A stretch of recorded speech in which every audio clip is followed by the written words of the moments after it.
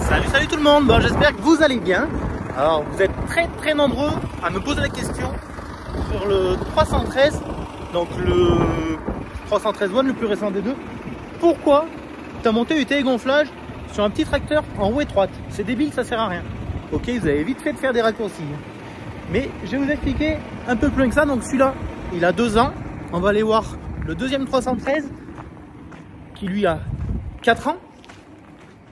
Alors celui-là, c'est le deuxième 300 de l'exploitation parce qu'avant j'avais un 312. Ce 313 et le 312 a été remplacé par le deuxième 313. Donc le 312 était chaussé comme ça, 340 par 85 R46. Donc j'avais mes deux tracteurs, le 312 et le 313 avec la même monte de pneus que je voulais moi, étroite avec une bande de roulement de 340 pour pouvoir passer dans mes cultures en planche sans écraser les cultures. Et je voulais pas passer en 380. Mais je me suis rendu compte plus tard que les pneus en 380, eh ben en fait ils ont une bande de roulement qui ne fait pas 380. Et là je me suis dit, ben mince alors, si j'avais su je les aurais pris avant. Parce qu'on se rend compte que les Yelbib, donc les VF de chez Michelin, ils s'appellent 380, mais la bande de roulement, elle fait 340. Alors si je me mets bien comme il faut, voilà, elle fait 340. Donc la même largeur que mes 340 Agribib, mais avec des boudins plus hauts dans lesquels on peut mettre plus d'air. Donc on va pouvoir plus dégonfler pour moins tasser et on va porter plus de poids. Donc ça c'est chouette. Quand j'avais pas le télégonflage, du coup sur les pneus en 380, j'étais obligé de garder une pression toujours très élevée, plus d'1,5 kg.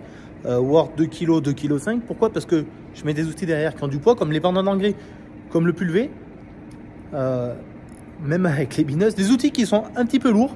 Je vous promets, le moins de virages, le moins de ronds-points, on a le cul qui balade, et on est prêt à se foutre en l'air. Donc il faut mettre de la pression.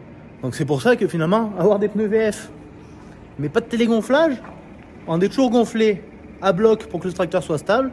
Donc on n'a pas du tout l'effet attendu, l'effet de dégonfler les pneus pour respecter la structure du sol. Alors c'est là qu'intervient le télégonflage. Donc j'ai choisi un télégonflage Sodigent AgriWin. Pourquoi ce choix? Déjà c'est une entreprise française, une entreprise familiale, un relationnel au top et un matériel très satisfaisant. Enfin, l'essayer c'est l'adopter. Donc ce dégonflage qui est isobus, je peux le mettre sur l'écran de mon choix dans le tracteur. Je peux programmer une pression champ, une pression route, donc indépendamment les roues avant des roues arrière. Pour passer en mode champ, une simple pression et le système se dégonfle.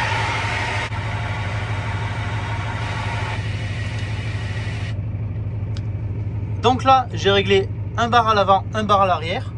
À savoir que les pneus VF, là, les Yelbib, à 1 bar à 10 km/h, ils portent encore 3 tonnes chacun quand même. Ça m'arrive de descendre à 900 grammes, 800 grammes selon l'utilisation. Donc ce qui veut dire qu'au champ, j'optimise à fond mon pneu VF. Donc je l'écrase un maximum, un petit peu comme une chenille. Il y a le plus de barrettes possible qui appuient sur le sol, ce qui fait que la pression est moindre. Et quand je suis sur la route, je le gonfle vraiment à plus de 2 bars. Je suis même souvent à 2,5 à l'arrière et 1,9-2 à l'avant. Alors voilà, tout simplement ce qui me permet une efficacité maximum au champ et sur la route. Dès que je remonte en pression, c'est une sécurité maximum. Je vous promets que si vous mettez que 1,5 kg à l'arrière et que vous allez promener sur la route avec du poids, au premier virage, au premier rond-point, vous vous faites peur. C'est vraiment pas à mettre dans les mains de n'importe qui. Vous avez vu, c'est des pneus qui sont relativement étroits avec un grand flanc, donc il y a beaucoup de ballonnement. Le flanc se couche, on a l'impression qu'on va verser au premier virage. C'est vraiment... Moi ça m'a fait flipper la première saison sans télégonflage. Là je revis. Si vous voulez, je vous ferai un petit peu de l'extérieur le système télégonflage.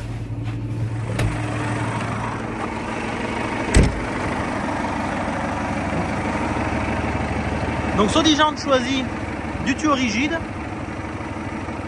pour une meilleure longévité. Une petite vanne au cas où on a un problème. On n'a qu'à fermer la vanne, donc le joint tournant, c'est ce qu'il y a de plus simple. Et les 4 roues sont équipées pareil.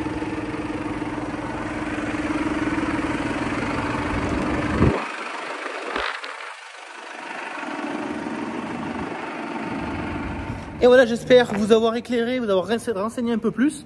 Parce qu'en effet, je comprends vraiment ce questionnement de pourquoi un télégonflage sur un petit tracteur avec des roues étroites. Voilà, j'espère avoir répondu à votre question.